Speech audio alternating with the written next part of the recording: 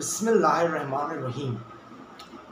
Denmark के मशहूर कवि सोरेन कीकेगार्ड अपनी कविता में लिखते हैं, When a tyrant dies, his rule ends, but when a martyr dies, his rule begins। कितने few words में कितना क्लियर और इम्पैक्टफुल मैसेज। एक जालिम जब मरता है तो उसके मरने के साथ उसकी हुकूमत ख़त्म हो जाती है, क्योंकि उसकी हुकूमत, उसकी लीडरशिप खौफ और फियर पे बेस्ड होती है।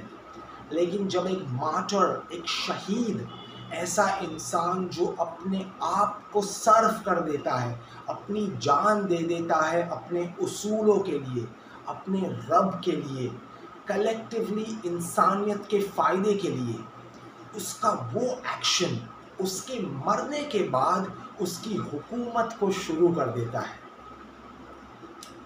2008 में 26 नवंबर को मुंबई सिटी में एक खतरनाक आतंकवादी हमला हुआ था। हम सब ने इस इवेंट को फॉलो किया था। इसी इवेंट पे इंडियन एक्सप्रेस ने एक बहुत ज़ीबा किताब निकाली है। इस किताब का नाम है 2611 स्टोरीज ऑफ स्ट्रेंथ। इस किताब में इंडियन एक्सप्रेस ने उन लोगों की लाइफ को फॉलो किया कि आज 10 से भी ज़्यादा साल हो गए वो इवेंट को। तो इतने साल बाद वो इवेंट में वो कुछ लोग जो वहाँ से बच के निकले थे, इंजर्ड होके बच गए थे, या तो वो लोग जिन्होंने अपने लव वन को वहाँ खो दिया, किस तरह ये लोग जिनको एक mental injury, spiritual, emotional injury हो गई थी, ये लोग ने कैसे अपनी लाइफ को गैदर किया और कैसे ये लोग मूव ऑन कर गए।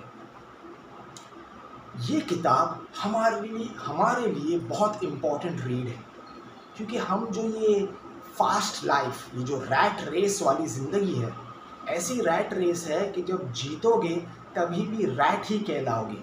ऐसी फास्ट लाइफ में हम कभी कभी लाइफ की असल रियलिटी से गाफिल हो जाते हैं। ये किताब में जो हार्ट ब्रेकिंग स्टोरीज़ हैं, हमें एक असल रियलिटी से फिर से आशना कर देगी कि ऐसे भी लोग हैं जो आज भी जी रहे हैं। इस बहुत अच्छी किताब के इंट्रोडक्शन में एक इंटरेस्टिंग पॉइंट लिखी है। आपको याद होगा जब ये हमला हो रहा था, ताज होटल में हो रहा था। उस होटल में जब ये हमला हो रहा था तो कई स्टोरीज बाहर आ रही थी कि किस तरह होटल का जो स्टाफ है, उनकी जो बेसिक वेटर्स और क्लीनर्स हीरोइकली अपनी जान पे खेल के अपने गेस्ट की जान बचा रहे थे। अब ये लोग टिप के लिए तो काम नहीं कर रहे थे। तो क्वेश्चन ये आया कि ये साधारण से लोग, बेसिक एजुकेशन वाले लोग ऐसा बड़ा जायंट सा अमल क्यों कर गए। हार्वर्ड के एक प्रोफेसर हैं, उन्होंने रिसर्च की और रिसर्च में वो लिखते हैं कि इसका कारण था जो टाटा ग्रुप है, उनकी हायरिंग पॉलिसी। वो जब स्टाफ हायर करते थे वो कॉन्शियसली यंगस्टर्स को लेते थे, ऐसे यंगस्टर्स जो छोटे शहरों से आते थे, ये फास्ट सिटी लाइफ से नहीं आते थे, और ऐसे यंगस्टर्स जो जॉइंट फैमिली सिस्टम, ऐसी सिस्टम जहाँ बड़ों का आदर किया जाता था, जहाँ पहले आपका एटीट्यूड सिखाया जाता था, क्योंकि इनकी वैल्यूज़, ऐसी अहम चीज़ें, इनकी वैल्यूज़ इनके डीएनए में पहले से डाला गया था। तो जब ये बड़ा दिन आया तो ये लोग हीरो बन के उभर के निकले। इन लोगों ने अपने अंदर की जो डिविनिटी, जो भगवान था, जो कुन फयकून थी, उसको मैनिफेस्ट कर दी। हमारे लिए इम्पोर्टेंट दर्स, as a leader of your house, हमें अपनी औलाद को वैल्यू बेस्ड लाइफ सिखानी चाहिए।